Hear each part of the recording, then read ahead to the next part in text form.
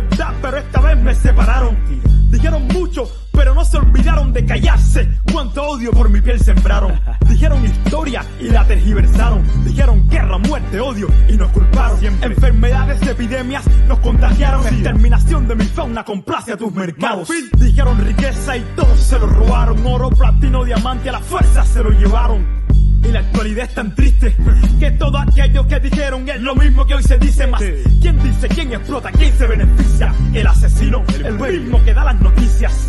Hay una cuenta fácil que siempre me da las grandes riquezas, de dónde vienen y hasta dónde van. Independiente como los Mao Mao, concluyente como los Mao Mao, como los Mao Mao, como los Mao Mao. Somos resistentes como los Mao Mao, independiente como los Mao Mao, concluyente como los Mao Mao, como los Mao Mao, como los Mao Mao. Somos resistentes como los Mao Mao.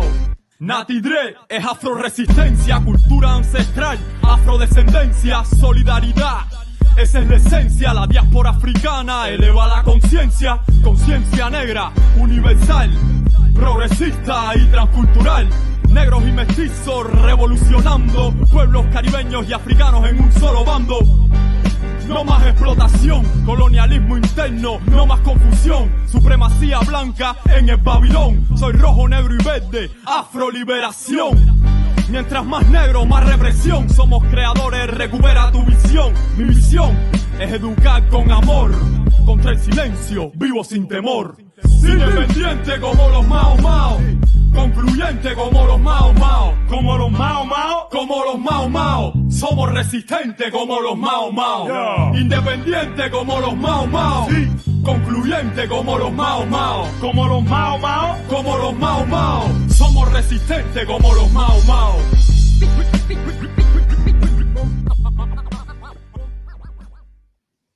Yo, what's happening, good people? It's the Rise Up Morning Show. You know what we do around here. We're live and direct. I am Kalonji Chong alongside Natasha. Natasha, how you feeling, Natasha? I'm feeling good. You know, it's you know, there's a lot going on, but I'm feeling good. You feeling good? That's all right. Tell the people where you broadcasting from, Natasha. I'm reporting straight live from Brooklyn. Straight out planet of Brooklyn. Planet of Brooklyn. Brooklyn is planet. Okay. Who you got next to you, Natasha? Who is that gentleman? Fernando Cardenas. What's up? Peace. How y'all doing? Good. Reporting live from France, the city of Rennes. Okay, the city of Rennes. Don't mistake him with MC Rennes. Right. No doubt. Straight out of Rennes, France. How's the weather over there in Rennes right about now? It's starting to get cold, man. Today it was a little bit of sun, but it's cold, man. You know, me, I don't like the cold. You know, I grew up in Havana and and I don't like cold, man. But when it starts for the locals, it's not that cold yet. But for me, it's already starting to get cold. Okay. I'm with Fernando because below 75, below 80. I feel you. I'm like, listen, I'm not comfortable. Man, listen, I feel the same way. And I'm in Atlanta, and I came down here thinking that, you know, it was going to be warm because it was the South. Right. These crackers put a hole in the ozone layer, so it ain't happening. Exactly. You know what I'm saying? It's all the same things, all the same game. But definitely shout out to all our good people that's checking us out in France. We need a bilingual show. That's right. You know what I'm saying? Yeah. And I'm gonna just say this real quick, and I'm gonna be talking to Fernando in particular because we definitely need our viewers who are in France and viewers who are in the Spanish-speaking colonies to know that we mean business. You know what I'm saying? And we gotta share the gospel revolution with our people worldwide. So that's what it's all about. Anyway, again, you're checking out the Rise Up Morning Show. If it's your first time tapping in, Black Power Media Reloaded is the platform on YouTube, youtube.com/@Black Power Media Reloaded. Black Power Media Reloaded. How Umar Johnson say Black Power Media Reloaded. I said Black Power Media Reloaded. Black Power Media Reloaded. Anyway, shout out to all the good people out there that's putting that work in. I want to say Born Day shout out. Today is the birth of one of our favorite freedom fighters, revolutionary, by the name of Imam Jamil Al-Amin, formerly known as H. Rap Brown. He's a political prisoner. He turned 81 today. Want to remind folks, if you are in the Atlanta area today, 2:30 p.m. EST, there's a rally for Imam Jamil Al-Amin, formerly H. Rap Brown, at the Malcolm X Park across the street from the masjid that he founded a few decades ago, maybe 4 decades plus. So make sure if you're in the Atlanta area, pull up, and let's support Imam Jamil, formerly known as H. Rap Brown. And if you don't know about him, he was former chairman of SNCC. He was the honorary Minister of Justice for the Black Panther Party. Matter of fact, there's a clip that we may get to before the end of the show where he spoke out at Huey P. Newton's birthday when Huey P. Newton was locked up. They had this birthday rally, and H. Rap Brown was under house arrest in New York, in Harlem. And he said, bump house arrest, I'm going to this rally. And this rally was televised all over the place. And so, of course, it came again. Yeah, so when he got back to New York, I think they met him at the airport, if I'm not mistaken. Right. But he didn't give a damn. He just went there. I mean, if you're on house arrest and you got something to say, then I mean, hey man, a lot of cats go to the club for house arrest. He flew to he flew to the Bay to speak on behalf of his comrades. So you gotta do what you gotta do. Yeah, listen. Anyway, that's what's happening in these parts. Sunday. Remind folks as well, on this Sunday, tune in. We're doing a virtual tribute to Bilal Sunni Ali, another freedom fighter who is like a godfather to me. Him and his wife, who is an ancestor right now, Fulani Sunni Ali, one of the baddest freedom fighters I ever came across in my life. You know what I'm saying? We'll be doing a virtual live tribute for Baba Bilal, and he's serious work as well. BLA vet, Black Panther Party vet. Played with Gil Scott Heron's band, the Midnight Band. So we'll have a number of different folks that'll be pulling up. The Last Poets, members of the Midnight Band, all types of different freedom fighters. So make sure y'all tap in this Sunday, 4 p.m. EST. 4 p.m. EST. Make sure y'all in the building. Anyway, we got a live show today. We got yesterday's show was dope. We had who did you have on yesterday? Gerald Horn. Yes, Dr. Gerald Horn was in the building, and he was talking that talk. You know what I mean? So shout out to him for what he brought to the table. The day before, what's the brother's name? The Palestinian Chronicle. Fernando may know better than me. Yeah, I'm trying to. We hoping they'll help us out. Boona, where's Boona when we need him? I don't understand. Yeah, that's. It was a great show on Palestine. It was a great show. Israel. I'm sorry, I forgot the man's name, but yeah, we appreciate Boona coming through with the great guests, especially when it comes to Palestine. No doubt, Boona. Boona. He watching right now, so he like, yeah, y'all better shout me out. You know what I'm saying? Shout out to Boona and Isaac, Kemba. You know what I'm saying? Right. I don't know if I got the name. I got the name. Oh, okay. Dr. Ramsey Baroud. Okay.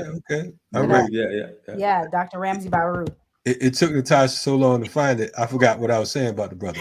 But anyway, I'm just joking. But definitely check out. There was 2 morning shows ago where Dr.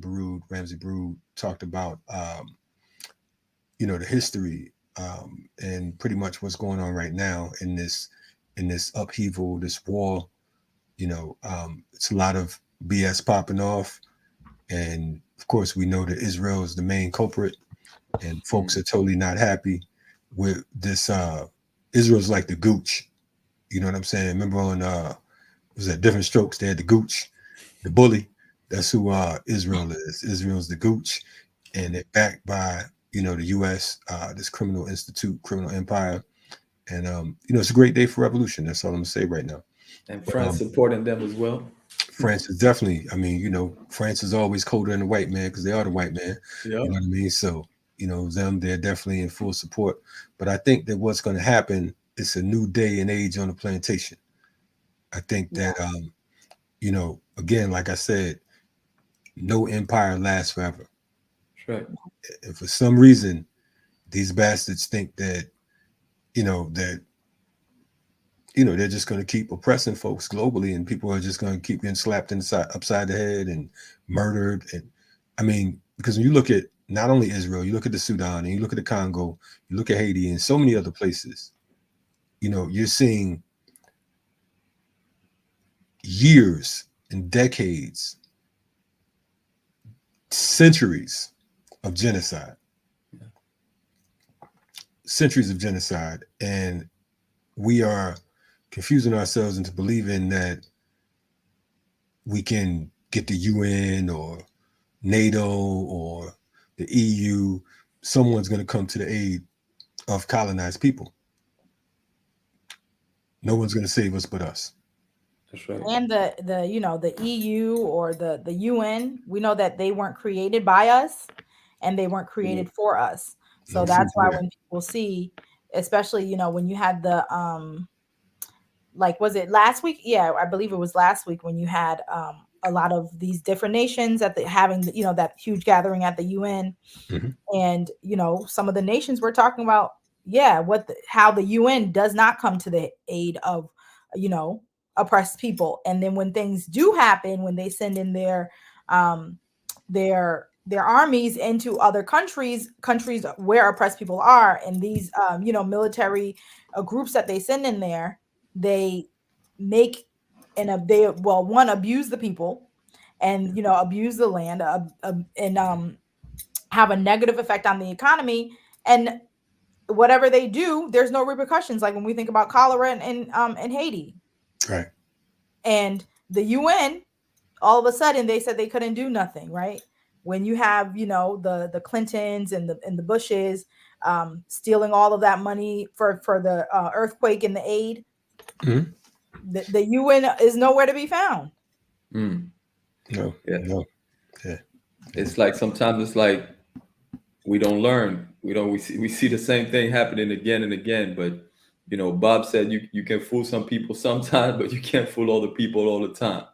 Man. So you know, it's like you said, Kalanji, empires never last forever. Yeah, you know, so you know, it's the more the words of Chairman Fred Hampton, it's terrible, but it's fine. You know what I mean? It's terrible, but it's fine, because you know, sometimes we got to go through a whole lot of shit just to get a little bit, and we've been going through a whole lot of shit, and I think it's time to get a little bit. We ask you all to continue to support our works. You know, I had someone say to me a few days ago, it's like, man, you know, I love the programming, but it seemed like the numbers aren't up. I said, well, you know, what are you doing to help that out? So then he got quiet. He's looking like, you know, like, dude, like, I hear you. We are our own liberators. We have to push this shit ourselves. You know what I'm saying? We don't have any corporate dollars. We're not backed by any foundations. We're not getting any corporate, you know, funding, and nor are we interested in that. So we'll take this slow roll. We'll take this slow crawl, because what's going to happen is the content itself is so beautiful that folks are getting a level of political education, historical analysis like never before, in plain proletariat English, just like straight to it. So, you know, so we appreciate you all who are supporting our work and our efforts. Yes. The tick at the bottom, be sure to like, subscribe, share, all that good stuff. Again, we have the new magazine out, Afro Pick. I don't know if y'all got to check it out just yet. Fernando has a dope article up in there. You know what I'm saying? We have speech on the cover from Arrested Development. And, you know, we have a lot of good dope interview too. That's a dope interview with Speech. No doubt. No doubt. Yeah. Speech is a good brother. Shout out to Speech and the whole AD fam over there. Anyway, we're going to get to some news and views before our guest comes on. Natasha, you want to start off with Yeah, some I can information? start off with my story. Let me share my screen real quick. Okay. Natasha is showing people she got some tech skills around this piece. You know, somebody got to have them. Wow. Wow. Tasha, you be Chat, killing chat. us out here. She killing us. Just gunning us down. I think she Just worked with Boone on the low. you know we live, right, Natasha? You know we live. Yeah. She don't care. You see how they do? Thank you, Fernando. I'm glad you pointed out. Fernando, like, we live, right? She's like, I'm cause just kidding, y'all. I'm just kidding. You yeah. know, I'm here to help. I'm here to show Woo. my little bit of skills. Man, listen here, boy. Thanks, Fernando. Yeah. But yeah, the story that I'm covering today is talking about the internally displaced people in IET as a humanitarian crisis. And so we know that because we've reported on it before, but we also know that it's in the news slightly. But I feel like, you know, especially when we're talking about the lack of news coverage about what's happening, you know, in the areas where we live, you might see it in the news like in the beginning when things start happening, but the prolonged coverage isn't there, right? That the prolonged coverage that we need. So we've talked about it before, but you know, the situation still continues and it's still dire. And so as a result, you have a lot of ICM people being displaced within IET. And so just to give you a quick overview of the story, you have more than 7,000 people are now internally displaced from their homes in IET, with over a half of them being children, according to a new report by the International Organization of Migration. And that's 22%. They say it's a 22% rise from where it was previously in June.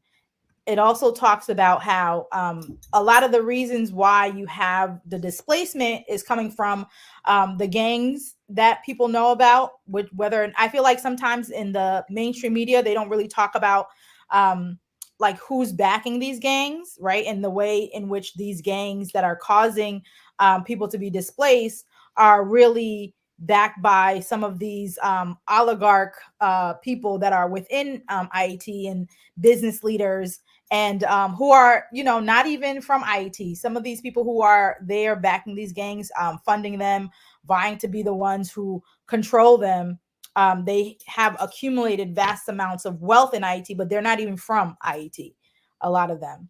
But it also talks of the article also talks about how basically the situation continues to get worse as, you know, the gangs continue to attack prisons and other state institutions within Port-au-Prince, where a lot of them are being displaced. And so you have a lot of senseless violence and murder happening. And so there's also, because of this, a rise in the food insecurity, the food shortages. So about 48% of the people in IET are currently experiencing food shortages. And so this is at this point, you know, risen to the next level, and is a humanitarian crisis, as they're calling it.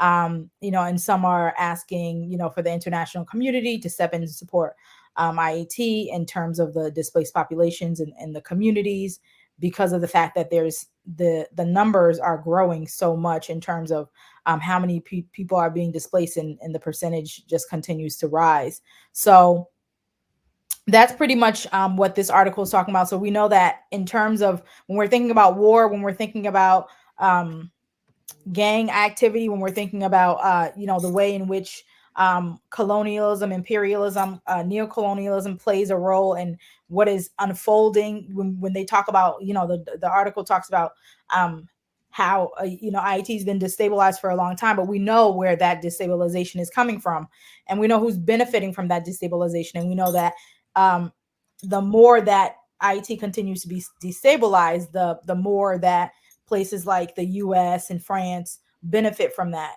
And because they're also part of the reason why, a major reason why they're destabilized, because of the fact that they're the ones who've been controlling the politics, right? So they're the ones behind the door, choosing presidents, choosing who's going to be doing what, but yet, you know, talking about democracy all this time. And then when you have the outbreak like we have currently in Haiti, and people being displaced, food shortages, then organizations like these who know what these countries are doing will say like, oh my gosh, isn't this so bad? Yeah.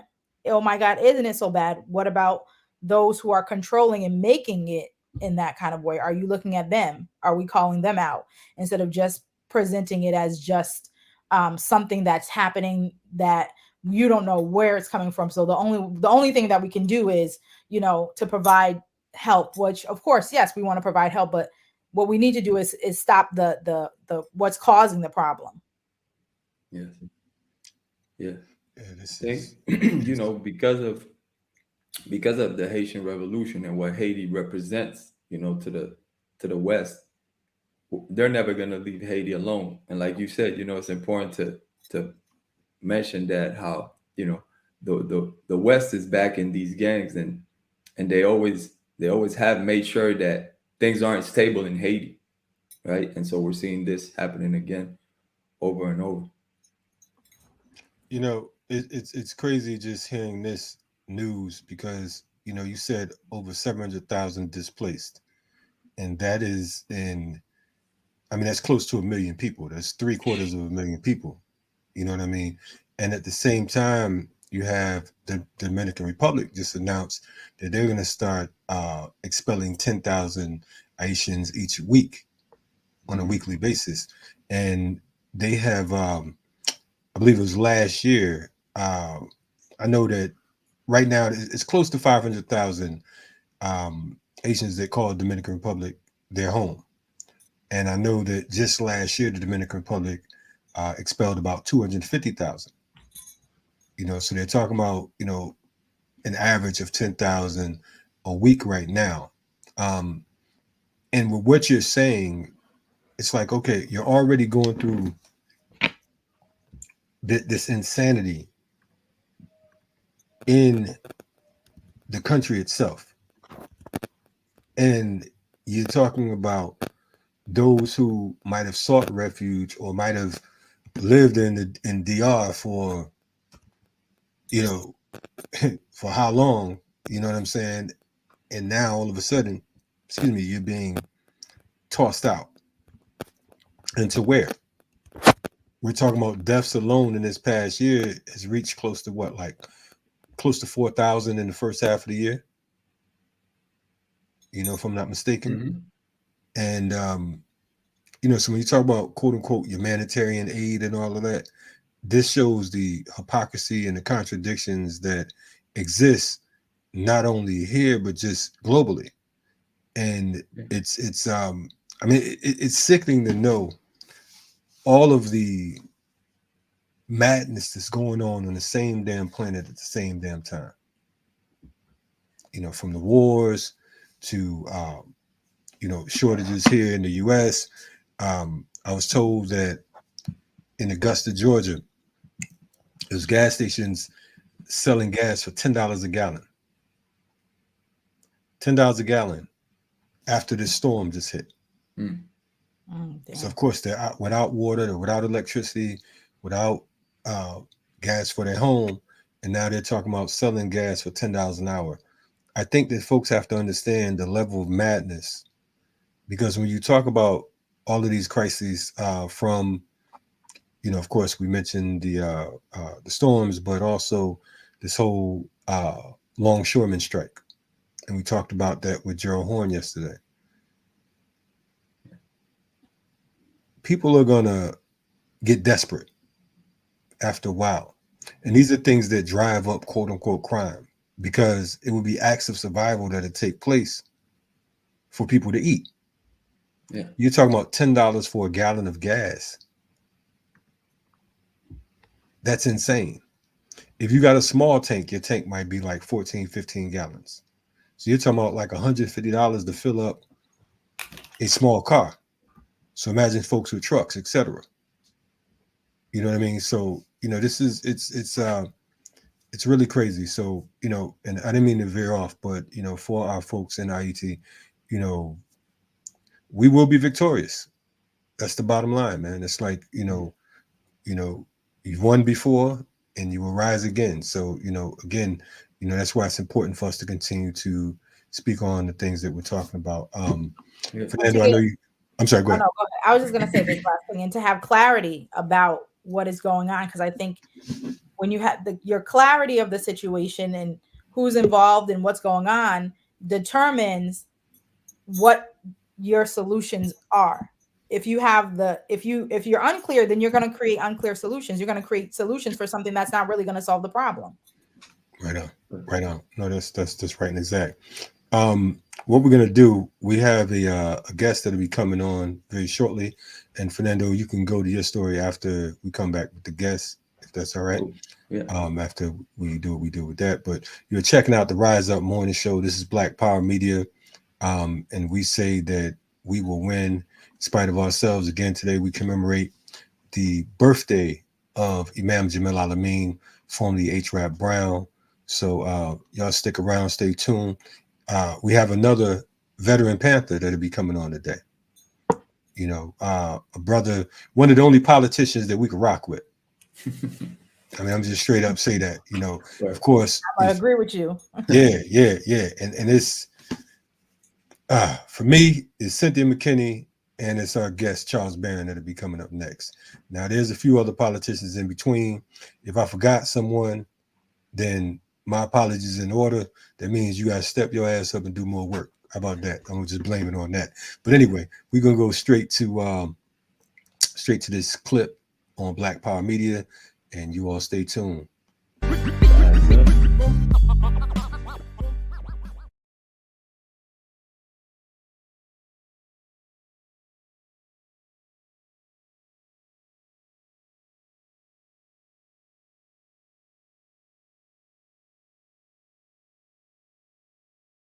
See, unlike America would have us believe, the greatest problem confronting this country today is not pollution and bad breath.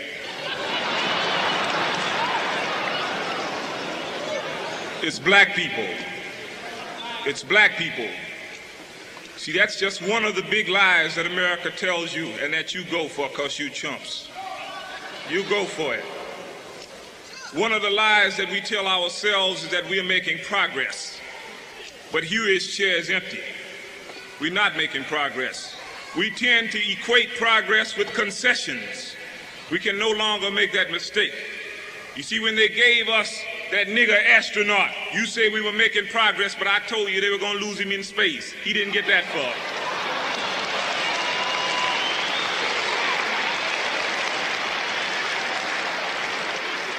They gave you Thurgood Marshall, and you said we were making progress. Thurgood Marshall is a Tom of the highest order. Anybody who sits before James O. Eastland, a Camel Breath, Peckerwood, Nasty Hunky from Mississippi.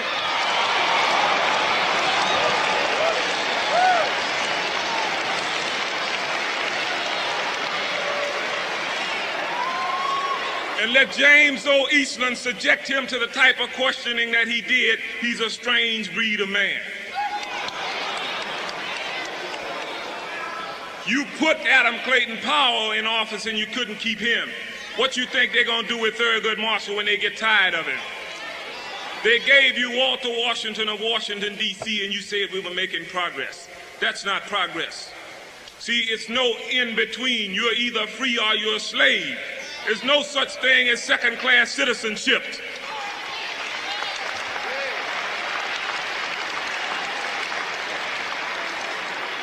That's like telling me you can be a little bit pregnant.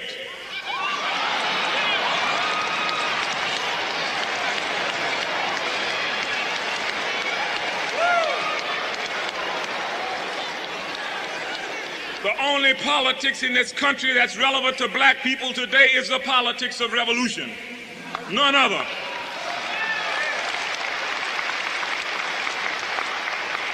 There is no difference between the Democratic and Republican Party. The similarities are greater than the differences of those parties. What's the difference between Lyndon Johnson and Goldwater? None. But a lot of you running around talking about you Democrats, and the Democrats got you in the biggest trick going. They tell you it ain't our fault, it's the Dixiecrats. There's no such thing as a Dixiecrat. The only difference between George Wallace and Lyndon Johnson is one of them's wife got cancer. That's the only difference.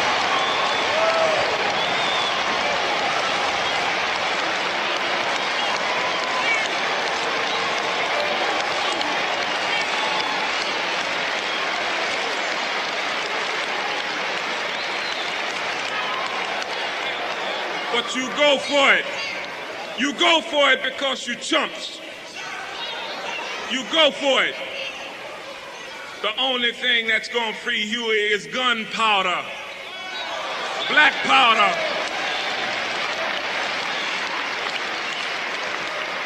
Huey Newton is the only living revolutionary in this country today. He has paid his dues.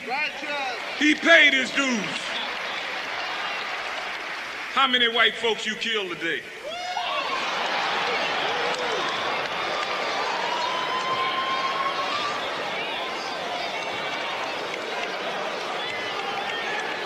But you revolutionaries, you are revolutionaries. Che Guevara says it's only two ways to leave the battlefield, victorious or dead. Huey is in jail. That's no victory, that's a concession. When black people become serious about the revolutionary struggle that they are caught up in, whether they recognize it or not, when they begin to go down.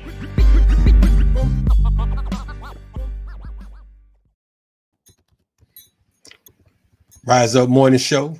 That was our main man, Imam Jamil Al-Amin. He was H-Rap Brown at that particular time in history. We say salute to him on today, his 81-year born date. Again, we will have a rally today, Friday, at 2:30 p.m. EST in the west end of Atlanta. Make sure you be there or be square. 2:30 p.m. EST will be rallying for Imam Jamil Al-Amin, formerly known as H-Rap Brown, on his born date. You know, so make sure you all check it out right after Jummah for the Muslims. We will be at the Malcolm X Park, which is formerly known as the West End Park in Atlanta. So make sure you all pull up. Yes. So our next guest, I'm gonna tell y'all a little, add a little something to this. So our next guest, I was actually in a store. I'm not gonna tell you what store we was in because I don't want nobody, try to run up on us and get smashed with a shopping cart or something. You know what I'm saying? Because we just look like this. But I saw this brother. I'm like, man, this brother he looked like this brother I know. So, I passed right by him and whatnot. He was cool. He had the shades on and everything, so I couldn't see his eyes or whatever, and he had the fly kente cloth jacket. I was like, man, there's only one brother that could be that fly, but I couldn't tell. So I tried to get his attention, tried to call him. He didn't hear me, he kept it moving. I think he was on his cool mission, right? So then I dipped back around and I saw his wife and I was like, oh, that is him. So anyway, this brother right here, he is when you talk about electoral politics, again, there's only a few people that we can rock with. Of course, I named Cynthia. Of course, we named, of course, this brother. I'll even give, for the sake of effort and sincerity to our people, I say Cornel West as well. So I'm going to definitely give Cornel some credit as far as just his political run. But this brother right here, he had a 21-year run in the New York City Council and State Assembly. He's a veteran Panther. I heard he's recruited by a brother I finally met in person this past summer at a Curb Fest, matter of fact, Natasha. So we're gonna give Curb Fest some credit because I know you've been pumping Curb Fest like crazy. Yeah. I understand he was, if I'm not mistaken, he was recruited by Mark Holder, who is the brother of Kim Holder, who's been on the platform as well. Shout out to Mark and Kim Holder. Recruited this brother Charles Barron was recruited by him. He also joined the National Black United Front. He's been very consistent in work, not only in New York but abroad, and we're happy to have him on today. I just said his name, I slipped up, but anyway, welcome to the stage, our brother Charles Barron. How you doing, brother? How you doing? Oh man, power to the people. I'm doing very, very well, man. I certainly was so glad to see you in that place. We won't say anything. And I Good to have see my you. shades on, trying to, get some cover. But you busted me, man. You called me out, so I had to respond. But it was Oh man. really refreshing to see you, my brother. Very refreshing. Hey, listen, man. I saw you. I'm like, look, I know a couple people that was his mentees and whatnot. I'm not gonna say their name. So I said, maybe the brother can't speak to me in public. Sometimes like, I Never, passed right by never. him. I was like, is that? It was like, you see a superstar. No, Is that Michael no, Jackson? never. Anyway, could be. Michael wouldn't be here. But anyway, definitely we appreciate you coming on the show today. Oh, my pleasure. My pleasure. Yes. We have Natasha with us, who's our co-host. She's from New York as well. She's supposed to be hopping off early today, but she heard you was coming on, and she was trying to figure out where you get the fly fabrics from and whatnot. So she had to stick around. Really, she tried to match colors with you a little bit. I ain't gonna say nothing. The colors are matching a little bit. Yes. That's right. More importantly, our minds match, right? 100%. Right on. Yes, Right on. appreciate you, sister. Yes. Thank you for you too, brother.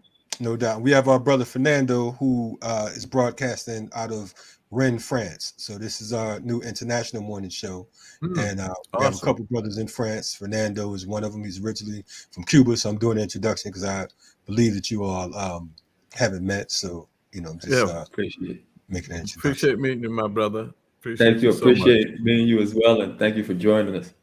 Yes, sir. Yes, sir. Yeah. So again, we are definitely, it's so much to talk about because you have, of course, the election going on, election selection. You got the whole longshoreman strike going on. You have the war going on right now. Israel still looking for that whooping that they should have got like 77 years ago. You know what I'm saying? And we got I was joking about one of your mentees that was just indicted. Mentees. Look, I told everybody, when I was in the city council and he mayor presenting the budget and all of that. So he says to the 51 council members, have me online. I'm gonna hear from Charles Barron next. This is my mentor. I said, man, I failed. And I have to confess that I failed at mentoring you. So I want you to scratch my name off as a mentee because I did a lot of good things in life, but I failed there, man. I failed badly. For folks who are unclear, we are talking about Mayor Eric Adams, and he's currently been indicted on a number of different situations. I guess you can kind of give us a little more clarity and just kind of starting off, like, how did you all ever get involved? Because you're talking about unlikely sources, and being in New York, you had to rub elbows with folks like him and Sharpton and Fat Sharpton. Yes, I remember him when he was back. I started off my politics in the Black Panther Party. I lived on the Lower East Side of Manhattan in the so-called, we call them projects. Y'all call them housing developments, but I was in the PJs. And so when I was down, I was organized, and I read a book that really, really meant so much to me and did a lot to influence me. And that was The Last Days of the Congo by Patrice Lumumba. And having read that book, then of course Malcolm's autobiography and all of that. So I wanted to get involved in the struggle. And these two Panthers, Mark Holder and Tony Martin, who lived in the public housing with me, I used to debate them. I said, man, what are y'all talking about? Y'all revolutionaries. Got the big sign on the thing, Panther Party up in Harlem on 120. How's that being revolutionary? You letting everybody know who you are? And so we arguing. They said, brother, why don't you just come uptown and see what we're doing? So I was able to go up there and the sort of work that they were doing. I didn't join the Harlem branch, but I did take my papers down to the Lower East Side and did my work on the Lower East Side and did a lot of work with Felipe Luisiano and the Young Lords and Pablo Guzman. And then there was another Asian group, I think it was the Iwar Kin or Iwar Chin. It was an Asian group that was equivalent to the Panthers and the Lords, and they were on the Lower East Side in Chinatown. So we all used to do work down there. That's how I got started. And then I met the Reverend Dr. Herbert Daughtry. I went to Hunter College and I organized a program called In the Spirit of the 60s. And I got Malcolm X's daughter, Attila, and Richie Perez from the Young Lords, and Reverend Daughtry. And when Reverend Daughtry saw that I got over 1,000 students at Hunter, he said, you need to check out the Black United Front. So I wound up joining that and became the Harlem chair of the Black United Front. That's where, I developed relationships with people that I normally would not have developed relationships, because I believe in a collective leadership and when they make decisions. So we were anti-Sharp and anti-Roy Wilkins and all of them, but we supported people who were running for office. And so in all of those crazy relationships, I began to say, well, I got to get a little more clarity on things. And so that's where I met Eric Adams. And Eric Adams was going into the police department. And to his credit, he was fighting against police brutality in the police department. Right. Once he left the police department, that was it. So that's where my mentorship stopped. That was it. When he got into the electoral arena, he became a egomaniac. He became to suffer from delusions of grandeur.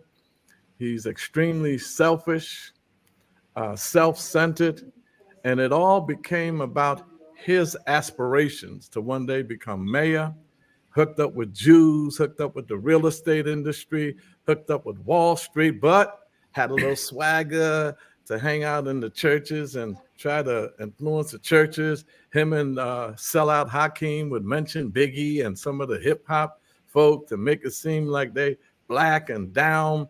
So once he started doing that and I saw what he really was, I said, man, we're going to have problems. So everybody was saying, since I'm in the city council, why don't I meet with him? And I said, for what?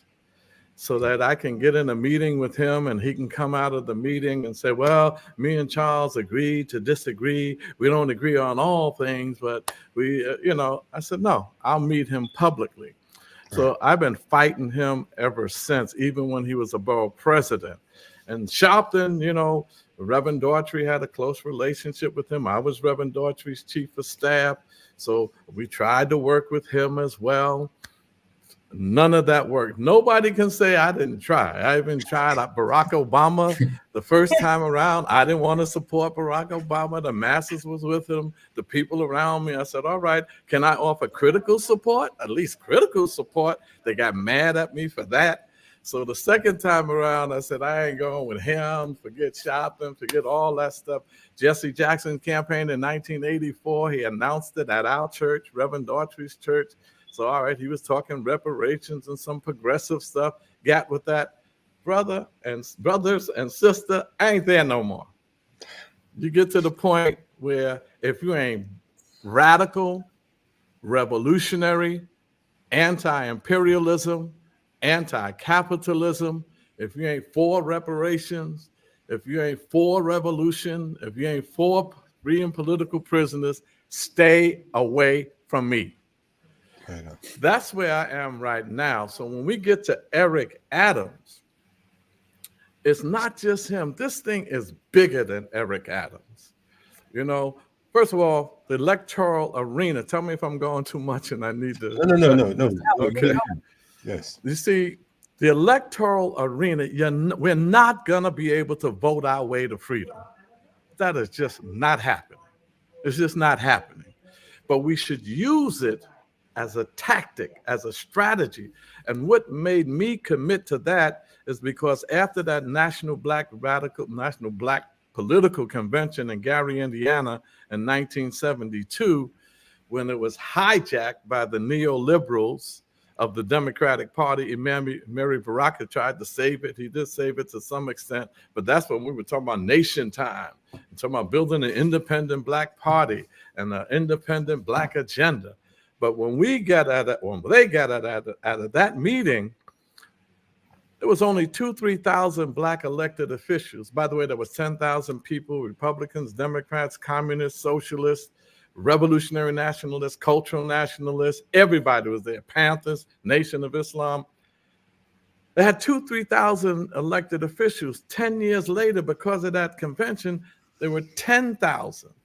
I mean, 7,000, and now it's about 16,000. But they all as I call them, neo-colonial black puppets of the Democratic Party.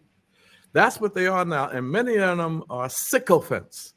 Sycophants are those people that suck up to people in power for their personal gain. They kiss parts of the anatomy they ought not be kissing. They'll do anything to advance their personal agenda over our collective liberation. So once I found that, I said, we got to find a way. So we started this group called Operation Power. That's where we said, let's look at the sellout Negro sycophants in East New York, Brooklyn. The machine is hard to beat. They got money, they got lawyers, they'll knock you off the ballot, and then they try to encourage us to run as independents in November, knowing that in my beloved East New York, 95% of the people are registered Democrats. Much as they love Charles Barron, I'll be lucky if I get 1,000 to vote for me on an independent line in November, because they don't even see your name. They blindly vote Democratic. So we thought, as a strategy, we're going to run in the Democratic primary. And that's what I hate, my wife and I. My queen, Inez Barron, married for, let me tell you, brothers, something. You better listen to me, man. 42 years of marriage. You understand? 42. Wow. So, and Man, I'm a bad man. It's 4 or 2. But go ahead. I just want to let y'all know I'm a bad man. Even though the first 2 years was World War I and World War II. And brothers, I lost them both. So I'm survived those 2 world wars, but the last 38 or 40, total bliss. You got your sense right. Listen, and definitely shout out to your wife, Mama Inez, because we always see her strength, and I failed to mention it. You married to her, she ain't married to you. You know what I mean? You know, and it's like, so, you know, every time we see it, we see the force. We see the smile, awesome. But we see that there's a machete somewhere. There you go. There you go. I always tell people, when you come at us, you come at me, you're gonna see the weapon, you're gonna see the blow coming, you're gonna know I did it. I'm gonna be in your face and trying to do whatever I could to smash you. When Inez hits you, you're gonna talk to her, she's gonna smile, she's gonna be as piercing. And you're not going to find out you were hit until you got home and your eyes swelled up. And you said, well, who did this? That's Inez. She's a halal butcher. She's like a halal butcher. The animals feel so good, they didn't know they cut. They just walk. They don't even know they cut. They just leaking. Yeah. So what we did is we said, we ain't calling them Uncle Tom's, Ain't Your Mama, Sellout, Negro, Sycophant, Trader, all that stuff. They don't care. They don't care. So we did a power analysis. We looked at East New York and we said, where is the power? The power is in local politics. It's in the city council. And even the Black Panther Party realized that, because after the 1972 convention, Bobby Seale, remember, he ran for mayor of Oakland in 73, and Elaine Brown ran for the city council for Oakland. So they started to use it. I wanted to continue in that tradition. So we said, all right, let's take them out. We beat the machine. We beat the most powerful Brooklyn Democratic Party organization in the country. The Kings County Democratic Party is the most voluminous and the richest. They're connected to lawyers, Wall Street. We beat them in East New York for 21 years. And here's the good thing about it. Local politics, as long as you're not a sellout, if you don't have these folk that are just in it for themselves and all of that stuff. I mean, I had to fight them on every level. This may seem petty to some people, but they said when I got in the state assembly, I couldn't be seated unless I had a shirt and tie, because that's the decorum of the state assembly. So I said, no, I have no ties to the system and no ties around my neck. I'm not doing it. So they said, well, you will not be seated. And I said, well, we'll see about that, because I'm coming up there. It's in Albany. I was in New York City. But time I got there, the media was all over the place. So what you gonna do with Barron? He said he ain't wearing no shirt and tie. So they said, why don't you wear a shirt and tie? I said, because I'm not European. I said, well, what are you? I said, African. They said, oh, you come from Africa? They said, yeah. They said, what country? I said, I don't know. Well, how did you come from Africa? Y'all stole me and brought me here. It doesn't stop me from being African. I'm African. I don't wear shirts and ties. They said, why not? Because that's European. Who are you to tell me I have to dress like a white man? My black people elected me. I'm African, and I'm not doing it. Brothers, you're looking at history. The first man ever in the New York State Assembly to be seated without a shirt and tie. That was the first one. Now, that's significant because if they get you on that, they got you. Right. So after that, we did an analysis and said, where's the power? The power's in the city council. The city council passes the city budget. The city council determines what's going to be built on city-owned land. The city council determines all of the municipal laws and oversight over all city agencies. So I said, let's get that seat, Inez. Got it. Once I got the seat, the other thing that you get in New York, you're going to get a lot of publicity, especially if you're like us, talking the talk that we talk, we're a good copy. So we said we're not changing anything. And I had to tell the people around me, don't tell me to, get elected and all of that. And once I get in, why don't you be cool? Don't tell them you're in the Panthers because we got to get stuff. We got to get programs. We got to get jobs. If you beat up the governor, if you beat up the mayor, if you beat up the speaker, we're not going to get anything for our community. And we didn't elect you to get nothing. I said, I told y'all when I was running, I will never, ever be a politician. I'll be an elected revolutionary. If y'all can't handle that, I believe I could win, but I'm not the person for you if you can't handle that I'm going to be an elected revolutionary. I'm going to call into the contradictions. So fortunately for us, in 2001, they came at us with everything, and we beat the machine. We beat the machine. Once I got the seat, because they was trying to tell me to be cool until I get in.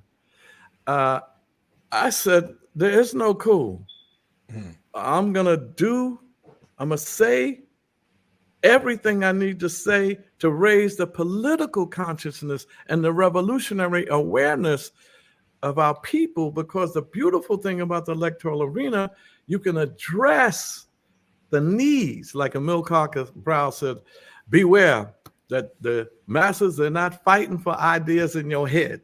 They fighting for material benefits and a better future for their children. Tell no lies, mask no difficulties, and claim no easy victories. Right. So he was saying you can't go in there and not deliver and talk a lot of bunch of empty revolutionary rhetoric.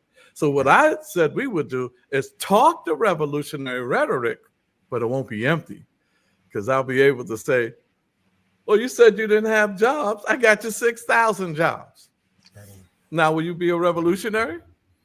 You said that, hey, Charles, you talk all that talk. We're not going to get nothing for our community because the mayor's going to be mad, angry with you. All of the people. Look at East New York. 3 new $88 million schools built from the ground up. We were able to get 118 million of renovated parks. We were able to get a whole lot of stuff. I could use the rest of this broadcast just naming that, but we got bigger issues, other issues to talk about.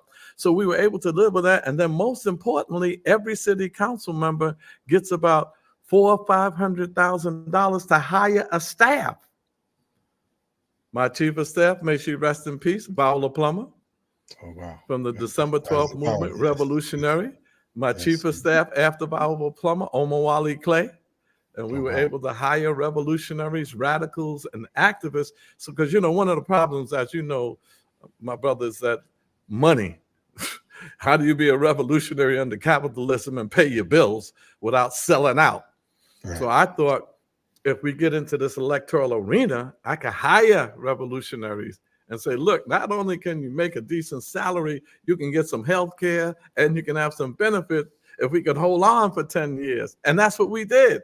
So we were able to do that, and we got a reparations bill passed in the state assembly. They changed it after I left, but it's still my bill.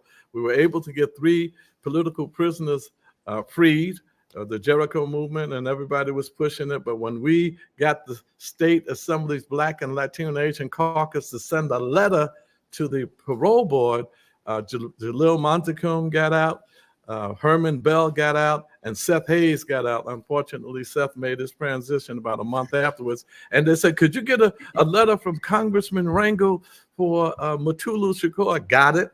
Mutulu eventually got out and made his transition.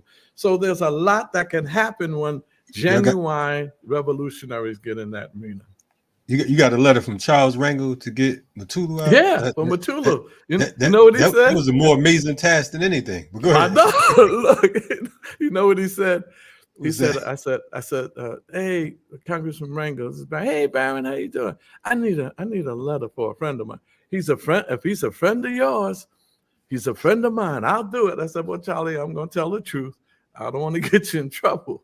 This is Mutulu Shakur with the Black Liberation Army and the Black Panther Party, and he's charged with the drinks and all that stuff.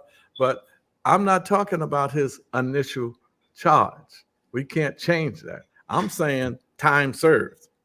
His time served was impeccable, just like all the other political prisoners. So I ain't trying to tell y'all to support what they were charged with, because we can't change that. Right. But if you get 25 to life and you're in there for 25 years, perfect behavior, no infractions and helping and all of that and dealing with folk, and then you get knocked for 2 years, every 2 years by the parole board till you get to 40 years, that's a problem. So he said, no problem. Got a letter. He gave it. He turned in the letter. And I remember Mutulu, I think one of the greatest honors in my life is when Mutulu was having his health challenges. So they took him to the hospital and they were trying to make sure he was mentally straight. And they asked him, what was the date he got it? What's his name? And then they asked him, and who's the president? Who's the present president? He said, Charles Barron. So I said, Mutulu's all right. He's good. Still messing with them. So it's just using this electoral arena so that we can get power to bring, food, healthcare, all of that was able to bring to New York residents. The brothers and sisters that are into those street organizations got them millions of dollars to fight against crime. Now they can get paid. We have a group called Man Up Inc. and Andre T. Mitchell and others in that fighting. But all of that is coming out of $112 billion city budget and a $235 billion state budget. There shouldn't be any poverty. It's not even so much they did. The real crime is what they didn't do. With all that kind of money, don't tell me, we got 30, 40% poverty in most Black communities in New York, double-digit unemployment, and you sitting there with a $112 billion budget. Gentrification, Black politicians allow for gentrification. Look at Atlanta. I remember Atlanta years ago was 70, 80% Black, and of the 15 council members, 13, 14 of them were Black. The mayor's Black. Well, how the hell they get all this Blackness and now it's 50-50? Right. How did half the council in Atlanta become white? And it was because Black politicians allowed for gentrification. Look at Washington, D.C. Remember, we used to call it Chocolate City. Now it's Marshmallow City because all these white folk in there, and they ain't coming in here because white politicians are passing housing development projects that allows the income range, the AMI, the area median income range, to be in the white folks category. So if you're building 100 housing developments in my beloved East New York, this is one developer said, hey, Mr. Barron, we're going to build affordable housing. I said, affordable to who? How are you defining affordability? He said, no. It's going to be 80% of the AMI. I said, no, sir. Do you know my neighborhood AMI? He said, no, I don't. This meeting is terminated. You insulted me. How are you going to build affordability in my district and you don't even know the neighborhood AMI? Because I made him cancel the meeting for 3 weeks. He came back. I said, now, do you know New York City's AMI at that time is at $86,000 for a family of 3. Now it's $127,000 for a family of 3. HUD defines affordability as 80% of New York City's AMI. At that time, it was 64,000, and now it's 93,000. My neighborhood AMI is 36,000. So you ain't building no affordability by doing HUD's definition of affordability. Because I had the power, the city council has the last say-so. I was able to stop gentrification. Literally, there is no gentrification in East New York. It's in Harlem, it's in Bed-Stuy, it's in Crown Heights, it's in the Bronx, but not in my beloved district. It is no gentrification. As a matter of fact, the Daily News, who can't stand me, had to admit that East New York was the only community that experienced a 13.2% increase in the Black population. When I came in there, it was 90% Black and Latino, and it still is. Right on.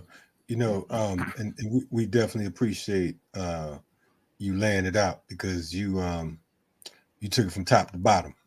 Yeah. And that's what electoral politics is supposed to be about. I want to ask you real quick, and I'm going to open the floor up to Fernando as well. I want to ask you, right now, we know that we are in election season.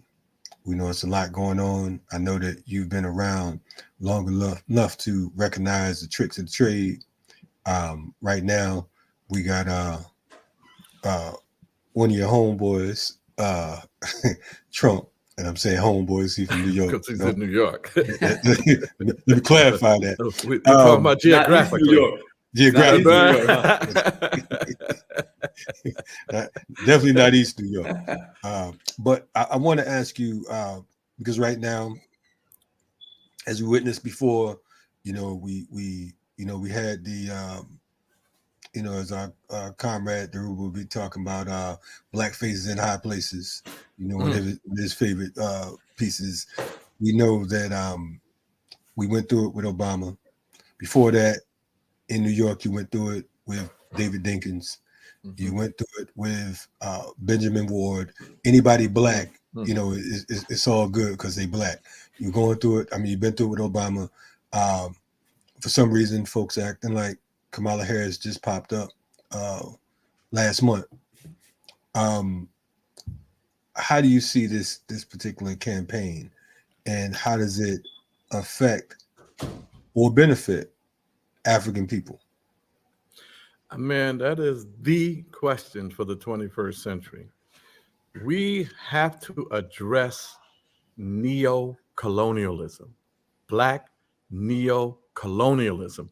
We have to first analyze our Black communities as domestic colonies of a neo-colonial capitalist system that has an imperialistic foreign policy.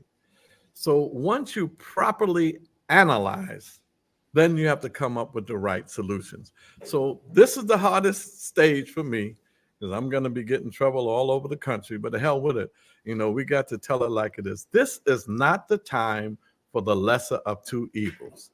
This is not the time to be talking about the first Black something. We did that already. Been there, done that. First Black president, first Black mayor, first Black governors, first Black head of the Democratic Party. And look who's the head of the, the Department of Defense, General Lloyd Austin. Black man, really? You really think he's in charge of imperialist policies? How about the Joint Chiefs of Staff, Charles Q. Brown, General Head of the Joint Chiefs of Staff? Those are the two most powerful military operations in the world. Really, they don't really have that power. We cannot, we should not, cannot, I will not go with Kamala Harris. Don't let them fool us into we gotta stop Trump. That your whole analysis, we gotta stop Trump. We gotta stop Trump. So Trump is given even godlike qualities. Like he's so powerful. If he ever gets in, fascism, Charles, all that stuff you talk, if Trump gets in, you're not going to be able to say it. Yeah, you watch me. He was in for 4 years. We beat Jim Crow. We got out of plantation slavery. We still got ways to go. So we got to stop allowing the Democratic Party to convince you to go for we got to stop Trump. No other people do that. You can't go up to the Jewish community and say that we need your support because we got to stop Trump or we got to stop some candidate. If you ain't supporting the state of Israel, you can forget it. So I tell people, they say, all right, Charles, so what should we do? Should I not vote? I said, no, you should vote. They said, for who? I said, Dr. Cornel West and Melina Abdullah. They said, why? But they can't win. Wrong. We already won because we're defining what winning is. If you think winning the presidency is winning, then you're right. We can't win. Even if Kamala wins, we can't win because she ain't ours. So it is smart. Right now is the time for Black people to say, you know what? I met this guy, Charles Barron, and he said in his beloved East New York, when Barack Obama was president, we were able to stop gentrification, not because of Barack. He had nothing to do with it. We were able to do all of that stuff I told y'all because in the local politics, we were able to win city council and state assembly seat and the community board and the district leadership. We won all of that from the Democratic Party. And Barack Obama was a problem because he cut the HUD budget, which was the budget for public housing. So me and Inez had to now get stuff from the state assembly and the city council to help people in public housing because Barack Obama cut the budget. Barack Obama, before he left, made a 10-year, $38 billion arms deal with the racist, terrorist, colonial state of Israel. He did that and had a nerve to say, we need a ceasefire. Yeah, we want them to cease firing the bombs that you gave them to kill the babies of Palestine. So we got to highlight that hypocrisy. When you look at Kamala Harris. You said 38 billion, correct? Because I think you might have said a million. Okay. Oh, I'm sorry. It's billion. Yeah, right. Yes, it's sir, no 38 billion over 10 years. And by the way, Barack Obama, my African brother, he built more military bases in AFRICOM, than any other president, deported more of our people than any other president, but he's Black. We had the first Black president. So, been there, done that. We got to look at the system and the two parties. Forget the personalities, the system and the two parties. You know, there's a thing that they call product pluralism. You know, in the product promotion world, they got to promote pluralism to make you think their product is very, very different than the other products so that you can buy that product. If it's toothpaste, they'll say there's one toothpaste that has chloride and that'll clean better than the other toothpaste that has baking soda, the white one. And so you should buy ours. Both of them have the same gum, the same paste, the same sweetener. They all have that. So you look at the Democratic and Republican Party before you even get to Harris and Trump and what they're saying, because that's irrelevant. They can say what they want to say. It's the party's platforms, and international and domestic, that matter. Half the stuff they're saying, they know ain't going to be able to get done anyway. So when you look at the similarities, first they show you differences. Oh, Trump's going to take away your voting rights. Trump's going to bring back fascism. Yeah, well, we just had a fascist experience with the Uhuru 3 and the Kamala and Biden FBI, and we've been dealing with fascism ever since we've been here. But okay, Trump's going to bring that back. Oh, he's going to do so many horrible things. You think it's bad now? This is the worst it's ever going to be. Let me tell you what they have in common.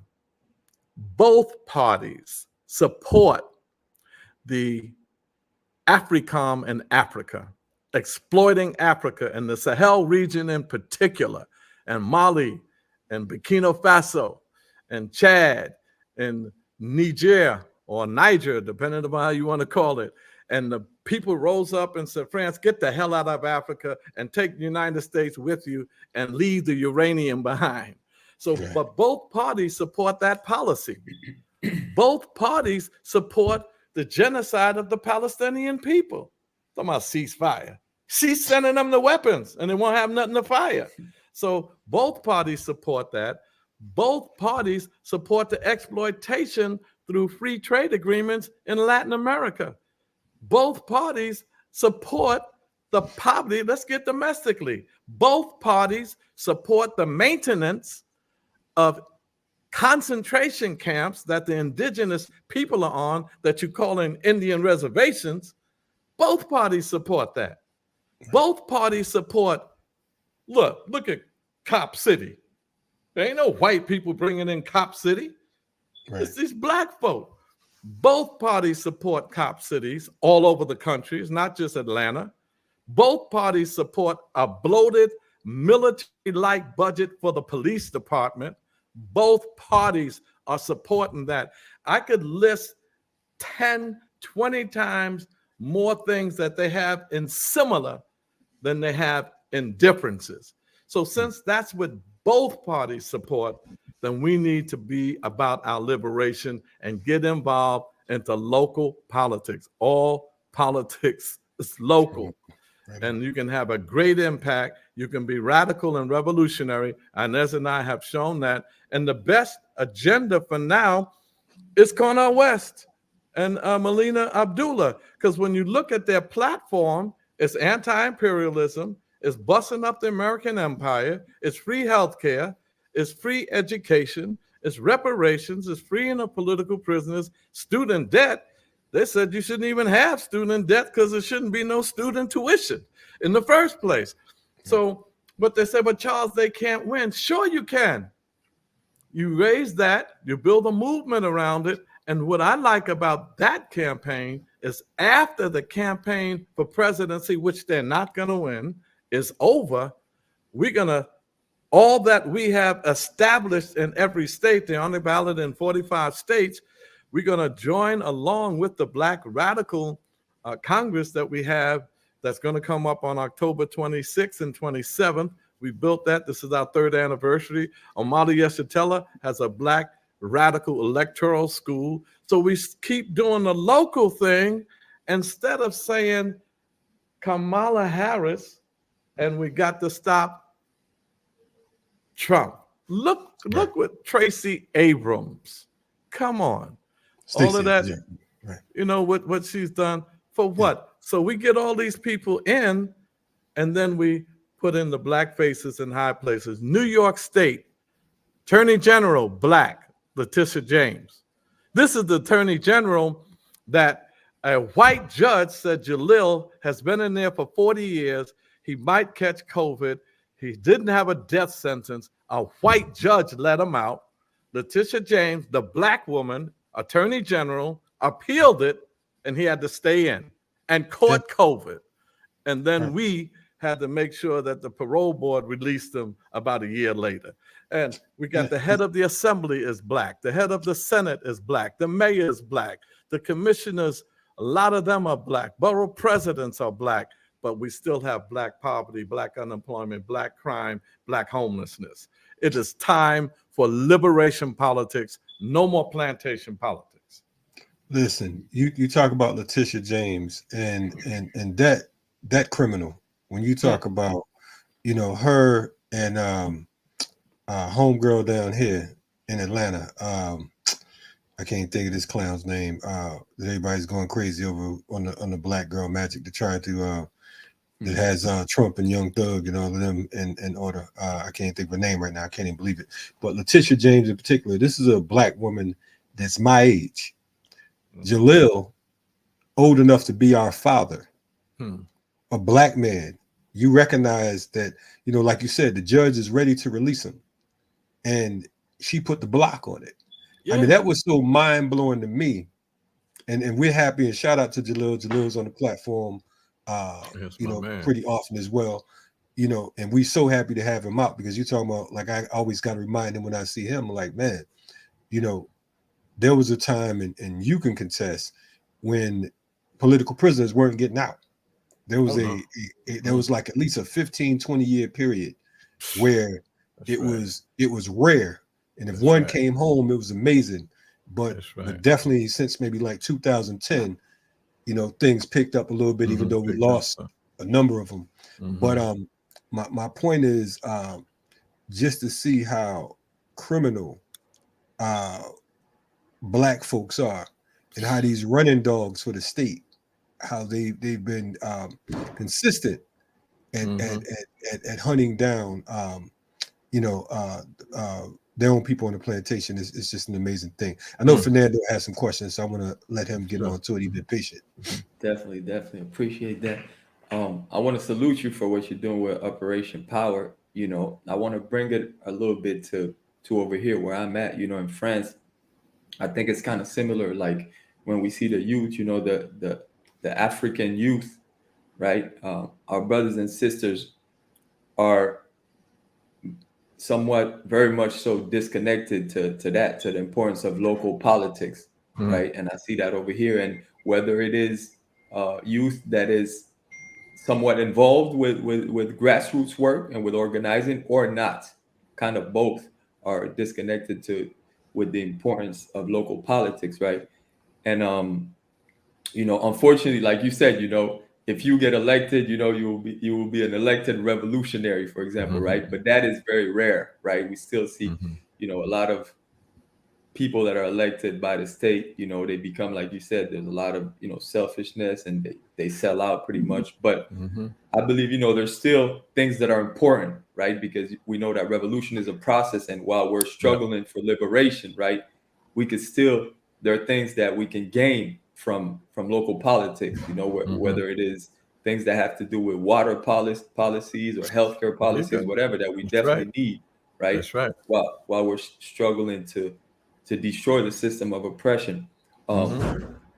So how do you think, or what do you think are some of the good ways that we can help our youth, you know, get more understanding as far as that, you know, realizing that, you know, while we're organizing, we also need to be involved in this, using every tool that we can, you know, the importance. That's right.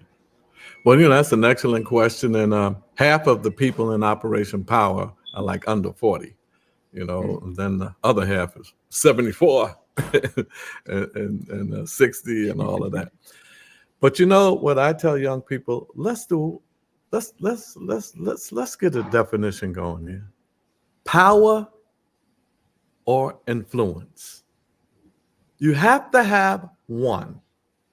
Power is the ability to act without having anyone being able to stop you, because you have authority and power.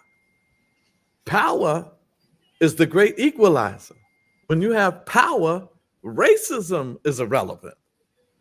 I don't care about somebody being a racist. That's why I don't subscribe to the term white supremacy. I know people do, and I ain't mad at nobody when they do it, but I ain't giving them that. How the hell is a jackass like Donald Trump be called a white supremacist?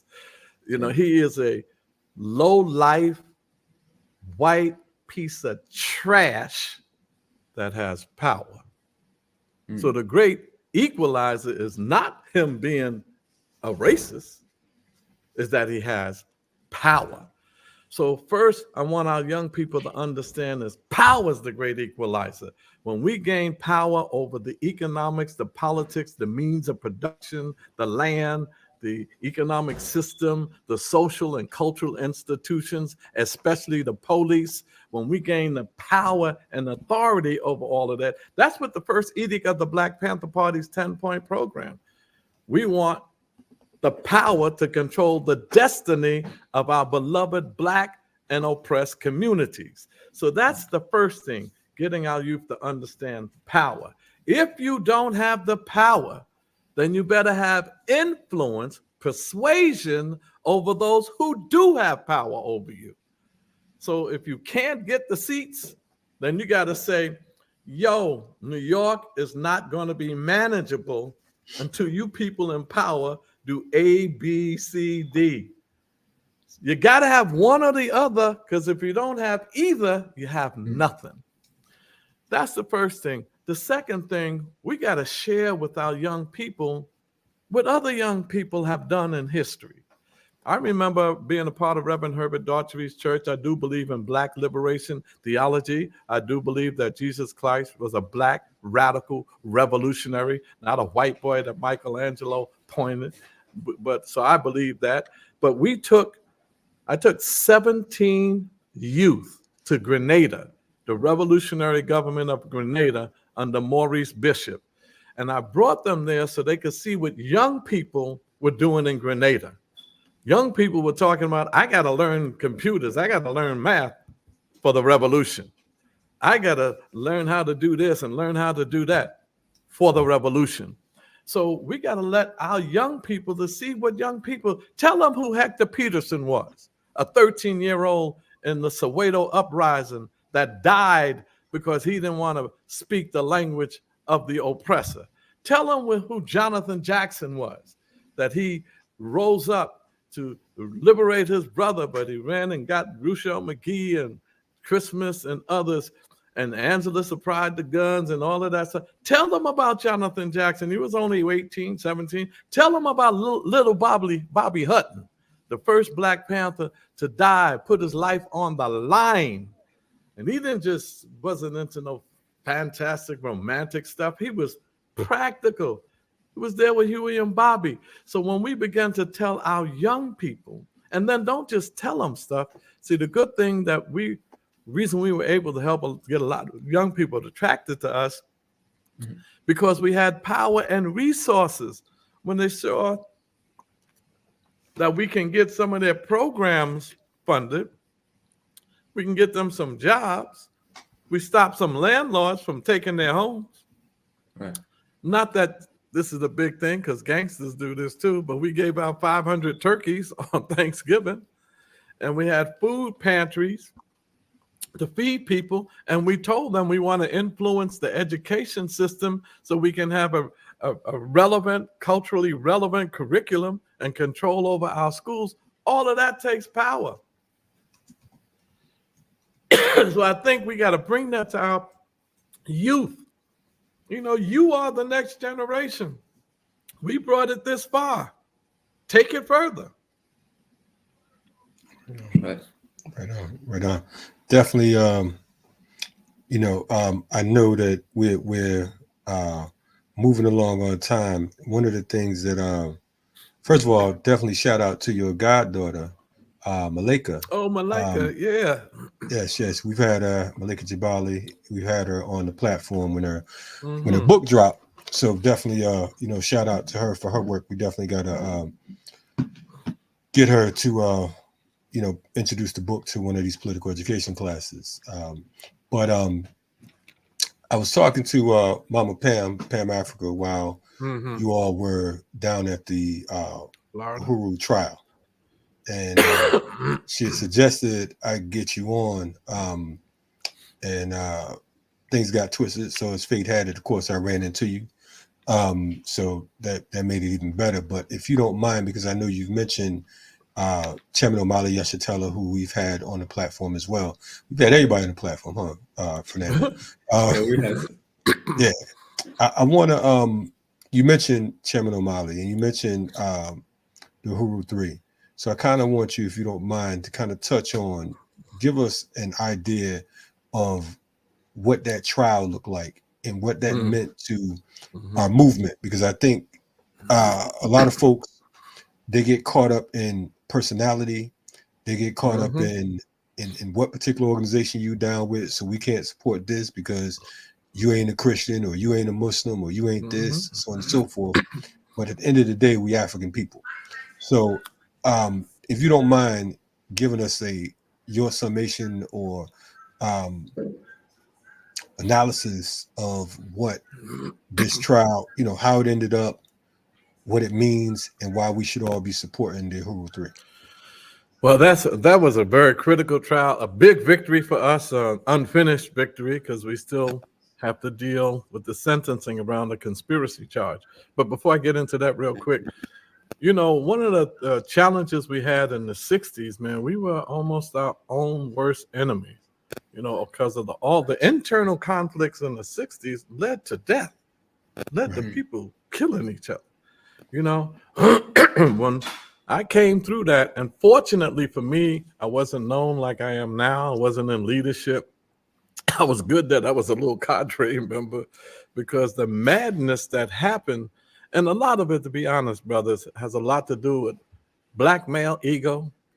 I think one of the greatest assets of our movement was the black male ego and our sisters. And one of the greatest detriments of our movement, to some extent, was the black male ego.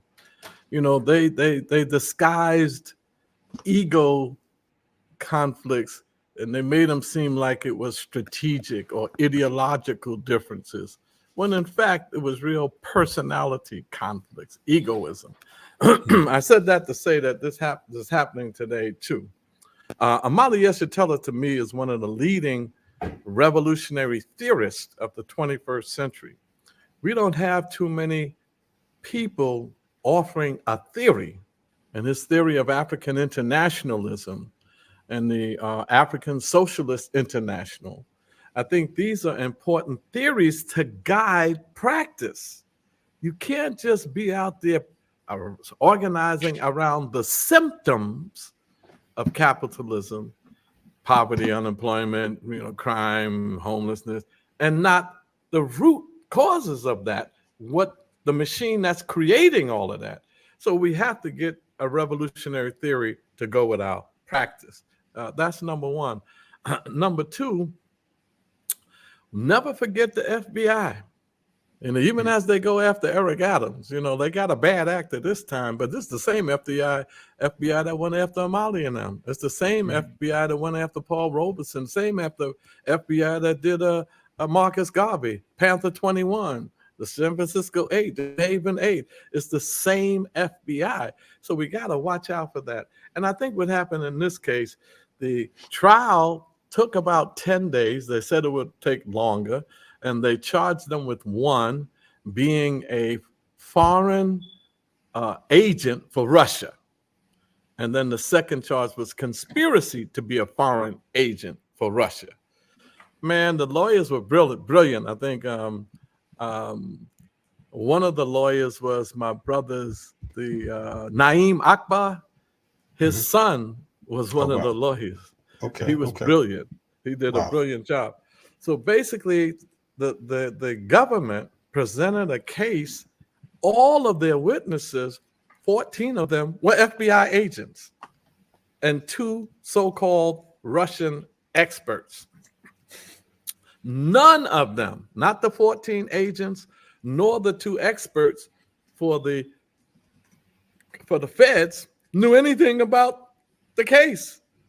They didn't know anything about the Uhuru movement. They didn't know anything about the charges. The only thing that they were given testimony to was that, they told me to go in and take all their stuff and raid them at 5 o'clock. And we saw this on their email. We saw that on their email. The bottom line, that was after this Russian national, a guy called Ionov, Alexander Ionov. He was ahead of the anti-globalization movement in Russia. He was not a Russian government official. The law says that if you are doing the bidding and under the control of a Russian government official, if they're controlling you and directing you to do stuff, you have to let the Attorney General's office know, resolution or policy 951, that you are an agent for Russia. Well, first of all, he was not a government official. That was proven at the trial. The leading investigator for the FBI, when she was cross-examined, they asked her, is Ionov a member of the Russian government? She said no.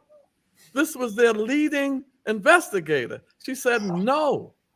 So then they said the other piece is that he went to Moscow and Ionov and them paid his way. Well, they are, listen to this, an NGO, stands for non-government organization. The judge tried to get over and instruct the jury. This trial is about the Uhuru movement, Mr. Yeshitela, Penny Hess, and and they are being charged with being controlled by a government official or a government or Russian citizen. Naeem's son said, whoa, judge, that's not the law. You have to be a government official. So the case that they presented was brilliant. They, after their 14 witnesses that lied and contradict, they said, we're not bringing any witnesses to the stand. Judge, we would like to just play some of Mr. Yeshiteli's videos. So we were able to educate a whole room full of people. Naeem Akbar's son would get up there and say, Uhuru, to the jury and really break it down. So it was an extreme success, but I think the jury made a mistake. They were trying to help both, so they found them not guilty of being Russian agents, but guilty of conspiracy to be Russian agents. How could you be guilty of conspiracy to do something that you said they weren't? So we think, we ain't take nothing for granted. There'll be sentence on the 25th, and the sentence will go out, and then they will appeal. And through the appeal process, if they do the right thing, it should be thrown out because of the contradiction. How could you be a Russian, conspiring to be a Russian agent, when the jury found them not guilty of being agents of Russia? So O'Malley's piece is like, they lied and lost. We told the truth and won. And now they let the world know that the only agents we were for were agents for Black people and for Black liberation. And for that, we all got to unite around, regardless of what anybody feels about anything.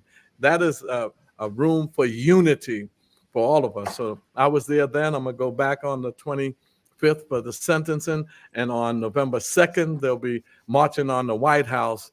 So I think we got to protect this movement, because when I went down, what I was impressed with Yeshitela and the movement, the Uhuru movement, and the African People's Socialist Party, man, these brothers and sisters, they got property, they have food markets, they have economic change. They got a Uhuru House in California, in Oakland, a Uhuru House in St. Louis, a Uhuru House in St. Petersburg, Florida. St. Petersburg, Florida, not St. Petersburg, Russia. St. Petersburg, Florida. They got a Uhuru House there, and they're feeding people. They're clothing people. They have a doula program helping our sisters with the birth. Man, most revolutionary organizations, they don't have that kind. They bought some property and people coming out of incarceration. They got a place for them to stay. I think this was their biggest problem. And this was the first time that I've seen a conspiracy trial or a trial like this around free speech. Most of the time, like the Panther 21, they said they wanted to blow up botanical gardens and Macy's, and thanks to Afeni Shakur, thanks to Afeni Shakur, we won that case. But it's usually to blow up stuff and all of that. This was totally around speech. Right. That they said, look, they needed Russia. Russia used Omali Yeshitela to organize reparations activities. And this man been out there for 50 years dealing with reparations. And Russia told him to put a petition before the UN on genocide of African people. He's been doing that for 50 years. And then when it came out in the media, in the courtroom, that they asked him to say that he wanted a nation within the nation. And they wanted him to say that they wanted a nation for Black people in America. He said, no, that's not our position. And we're not your employees, we are allies. So that came out, and there's no way they could have convicted them of that. This was a big victory. And I told Amali, now I don't know where y'all stand on God and all of that. I ain't trying to convince nobody. But I told him the only reason why he's free is because Inez and I were praying for him. And we delivered him. We delivered him. So I'm a bad brother, man. I got atheists that I'm working with. I got communists, materialists. I got materialists I'm handling. And I said, hey, y'all, I'm with you. I'm a materialist too that believes in God. You're a true organizer. You have to be able to organize on all fronts. It's what Malcolm said about going in the closet and putting your religion on the shelf. There you go. Come out swinging. So that's the whole thing. It's like we get caught up in the sidetracking of the slave. We want to know what's your shoe size. Was your people born in the United States? Where your grandmama live? You know what I'm saying? All this other nonsense. And but to me, that is it is a way to build excuses, and we know the excuses only benefit the excuse maker. So it's like it takes you away from what's substantive. It takes you away from action, because now, I can't organize with you because you're a Christian. Oh, no, we're going to find the revolutionary part of it. So we're going to say, okay, boom, you're a Christian. Okay, well, according to your book, Christ was a revolutionary. Come on, man. He was against the state. Yeah. You know what I'm saying? He was against Pontius Pilate, who was they don't like the scripture. They don't like the scripture that says, I come not to bring peace, but a sword. That's what Jesus said. Jesus said, sell your garment, purchase a sword, and go out there and preach the gospel. They missed that part. They missed that part. And remember, in his last days in the Garden of Gethsemane, when the Roman soldiers came after him, Peter, remember, cut off the guy's ear. He didn't just have that sword for that night. I mean, he didn't just say, hey, I'm going to bring me a sword tonight, Jesus. I got to let them come near you and see if I don't cut up there. You know what? Yeah. And Jesus was with the revolutionaries because he was a Black revolutionary himself. Right. I hear the process. So I mean, so the thing is, again, when it comes But if you want to join the Church of Barron, you are welcome to come. No, I'm just kidding. The first Church of Barron.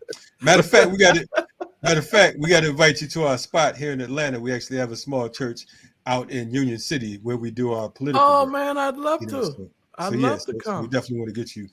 It's not a church or that. Now everybody over there looking like, I ain't know Kalonji was. I'm not a Christian. However, we do have a church, and we deal with revolution. So whatever takes place, how we get down is what we do.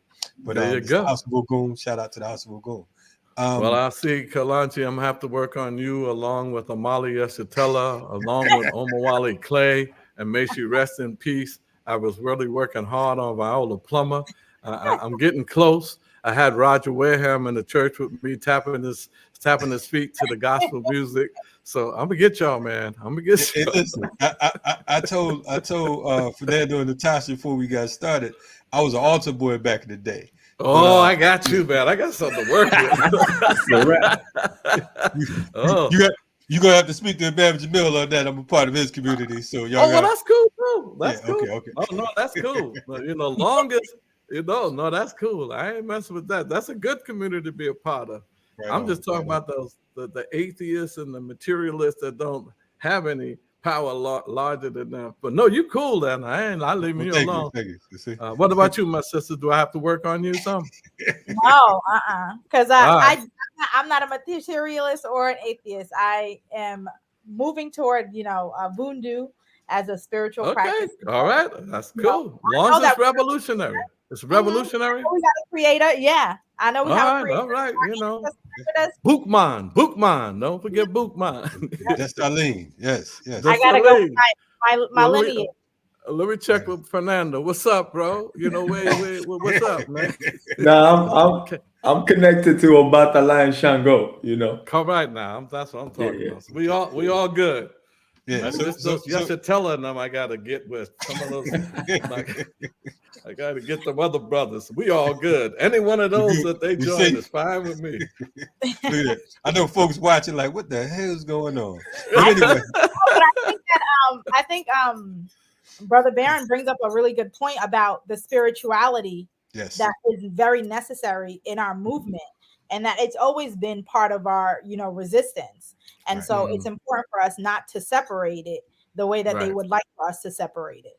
That's right. I always talk to my. I'm sorry. Go ahead, bro. No, go ahead. Get down. Yeah, I was telling my brothers who talk about Marcus Garvey as a black nationalist, but they don't see Marcus Garvey. He started off being very tight with the Rastafari movement, and then he went from there. When he came here, he said Jesus Christ was the greatest black radical the world has ever known, and I believe in Jesus Christ. Marcus Garvey. So my nationalist brothers, they leave that part out and just talk about all the other stuff. Matter of fact, next to Freedom Hall, up there where Abyssinia Baptist Church is, where Adam Clayton Powell's father was right next to Marcus Garvey's Freedom Hall, and next to that was the African Orthodox Church, where Bishop McGuire, who was a part of the UNIA, but was his chaplain, and he made him bishop of the African Orthodox Church. The church I'm a member of here in Atlanta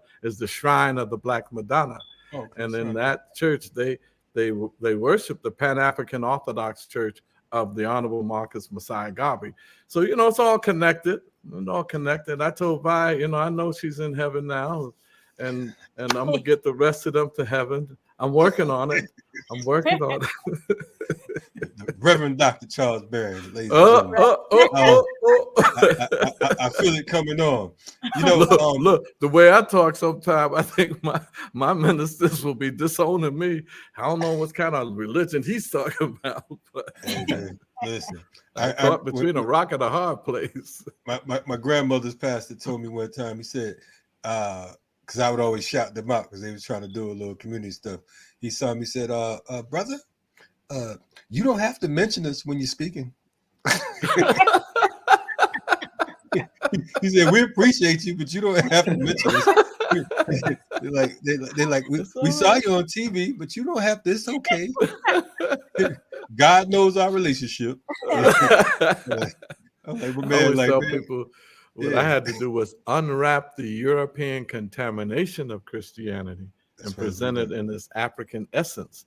As Dr. Ben said, there is no religion, no popular religion that didn't start in Africa, from Judaism. The Jews in Israel are not the Jews of the Bible. Those are European converts to Judaism, and they are oppressors. The Jews of the Bible, the Hebrew Israelites, were black. So, it's like all the religion comes out of Africa. No doubt. So we definitely appreciate it. Definitely appreciate the convo. To Natasha's point, one beautiful thing about our platform is one of the main things you have to be a part of an organization. That's number one. Yes.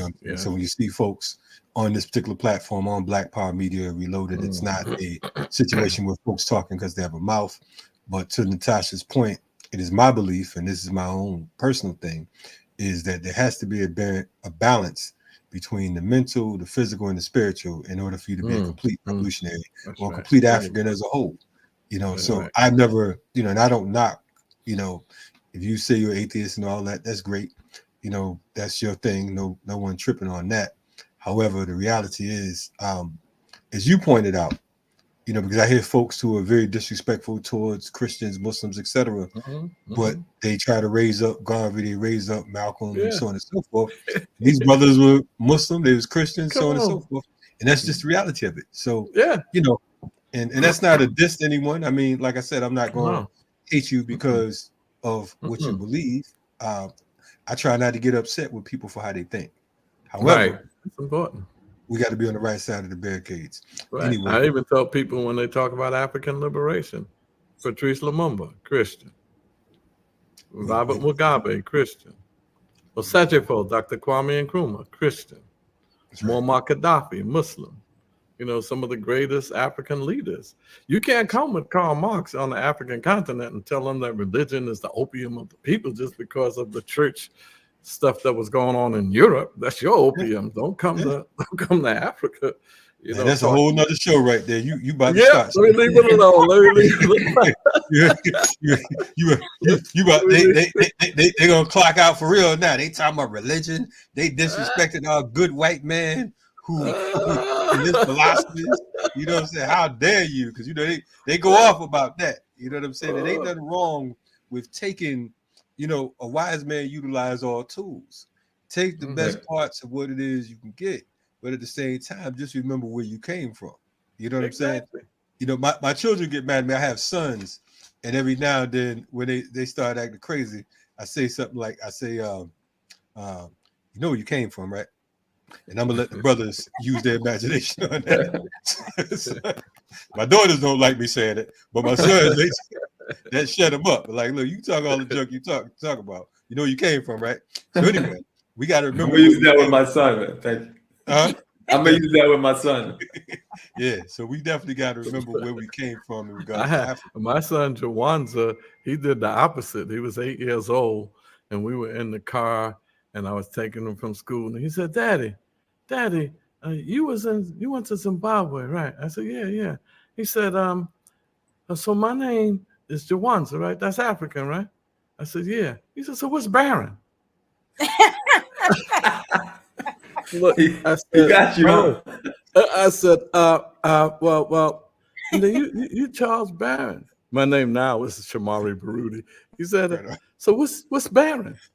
I said, "That's European." He said, "What?" He's 8 years old. You gave me a European name? Why did you do that, Daddy? I said, "Well, you know, I didn't feel like changing my name, going through illegal stuff." He said, "Oh." So I don't want a European name. I said, "Okay, like be consistent. If you're gonna be in this stuff, be consistent." That's why I later on have an African name. My wife's name is Kamara Baruti. Kamara means experienced teacher, and she was in the education system for 36 years, retired as a principal. So she's really a teacher. I am a Shamari, forceful teacher. So I force stuff on you, but she convinces you.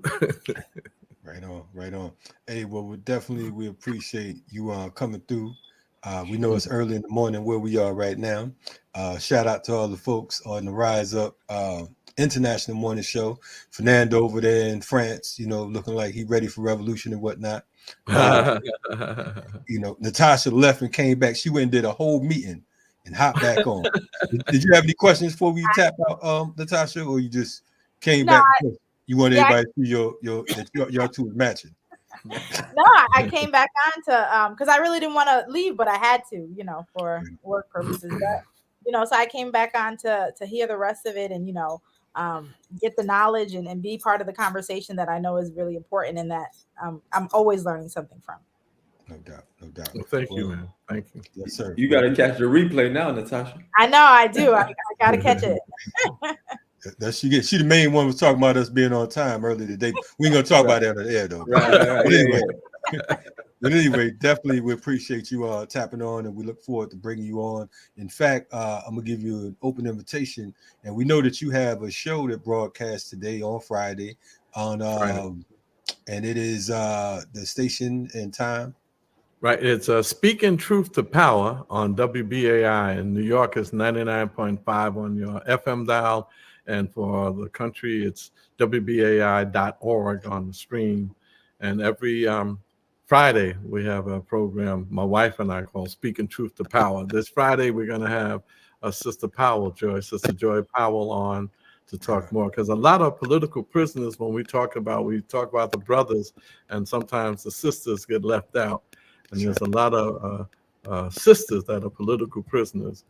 And Joy Powell is one of them. So we're going to have her on and really highlight the political prisoners. And then I usually read excerpts from I have a book, by the way, called Speaking Truth to Power. You can get it on Barnes & Noble online. So it's a compilation about 80 articles And it shows my evolutionary progress from, talking about, and the first part of it, I deal with revolution, my ideology, my theology, and trying to make it consistent. Your theology should be consistent with your ideology. You can't have one political ideology and a different theology, and it contradicts. So trying to, bring it all together. But it's that's a book that I have out there. Right on. We definitely look forward to bringing you back on to talk about it. In fact, we need a version of that show on Black Power Media. So when you and the wife are ready to take that that leap for the visual, we welcome you to Black Power Media. We need that Oh, version. that's great. The piece. Wow. So, yeah. That'd be awesome, man. I'll definitely talk to her about that. We could leap tonight. You want us on tonight? Let's go. If y'all ready. Hey, that's the good thing about what we do around here. We don't have to wait to talk to the boss. We just make it happen. I'll definitely talk to her, and I'll definitely get back to you, man. Right I think this is the time. This is a powerful, important piece because we have to raise the contradictions. Our people are acting on a lot of stuff, but they're acting without, information and without some philosophy, some ideology. I ain't saying it has to be mine, but I know you would never. It's like flying a movement without ideology or vision. It's like flying a plane without radar. Oh yeah, it can take off and it can move, but you won't know where you're landing. So I think this show in Black America. Yes. This is so important. That's why I really appreciate you. And what time did you say? Did you say what time your show comes on? Yes, it's from 5 to 6 every Friday, 5 to 6. WBAI.org is the stream, and it's called Speaking Truth to Power. As a matter of fact, I have WBAI.org archives. So if you want to go into their archives and check out some of our past shows, we had Yeshatella on. I had Jalil and Jamal Joseph on. We had a lot of powerful people, and we told them straight up we just wanted to give a Black radical revolutionary perspective on WBAI, and we're not trying to do debates. We're not trying to hear both sides of nothing. I only want to hear one side, our side. So they said, well, you got to watch who you're talking about. I said, look, I ain't bringing nobody on to give their version. They said, all right. I said, I'll do the show based upon me. I'm not doing debates. I'm not against debates, but I'm just saying the propaganda machine of capitalism is so massive, that they have such an advantage over us. I ain't giving you a piece of my time, my little drop. I'm just a little drop in the bucket, and you want half of that? Get out of here. Yeah, they'll take it if you allow them. Oh yeah. Yes, sir. So we definitely appreciate you coming out. Looking forward to hearing from you. I think we could do a vote. You all think that it'd be a good show on this platform, Natasha, Fernando? Absolutely. Yes, sir. Well, they're my bosses, so we already approved. Oh, so anyway, so let's talk about how we make that happen. Right on. We can do that. Yes, sir. Yeah. Right on. So we definitely appreciate you coming on. You're checking out the Rise Up International Morning Show. Our guest was Charles Barron, Operation Power, and Fernando, Natasha. We're glad to see you all back on. They got to work on time today. You know what I'm saying? So we definitely appreciate that. But we all stay strong. We'll see you in the whirlwind. Remember today, Friday, we have the rally for Imam Jamil Al-Amin, 8 a.m. I'm losing my mind. 2:30 p.m. EST at the Weston Park, formerly known as Weston Park, Malcolm X Park. Make sure you check that. And also on this Sunday, you can tune in to the virtual tribute to Bilal Sunni Ali, virtual living tribute, which will take place 4 p.m. EST right on this platform. You're checking out the Rise Up Morning Show, Black Power Media. Till next time, y'all know what we do around here. Y'all stay tuned, stay safe, and we're going to win in spite of ourselves. Rise up. Rise up. Right on. Rise up. Yes, sir. Rise up. Guess who forgot where the outro go? So anyway, I'm gonna play it off like I didn't really forget, and I'm gonna go like this.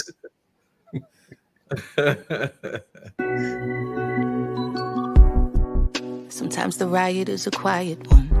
Well, the battle is to love yourself and function in society where voices of reason are muted by anxiety, like gaining notoriety is selling your soul. So we tend to go no deeper than the shallow water level, trying to keep us overhead in the face of all the slurs and the stares, until they frozen, paralyzed by fear of failure and success. So we lock, stock, barrel, running while it's crumbling. All these towers and that babbling, but the baby's in the bath and a stash under the bed on my head, spinning from the circles and the puppets and the strings that they pull. Then we move.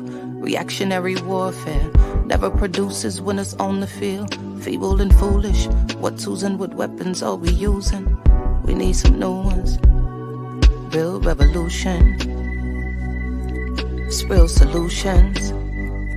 Well, we've taken on the ways of the ones who conquer with their guns and religion and division. Got my inner me looking like my enemy. Real revolution.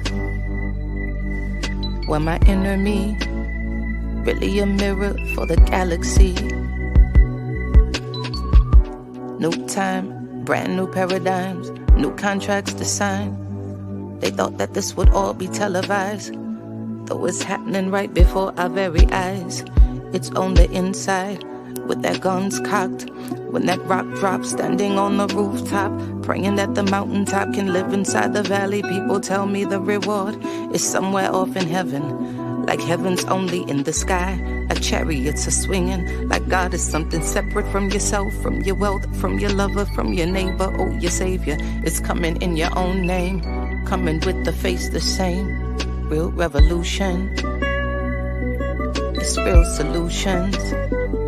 Where we've taken on the ways of the ones who conquer with their guns and religion and division. Got my inner me looking like my enemy. Real revolution. Where my enemy is really a mirror for the galaxy.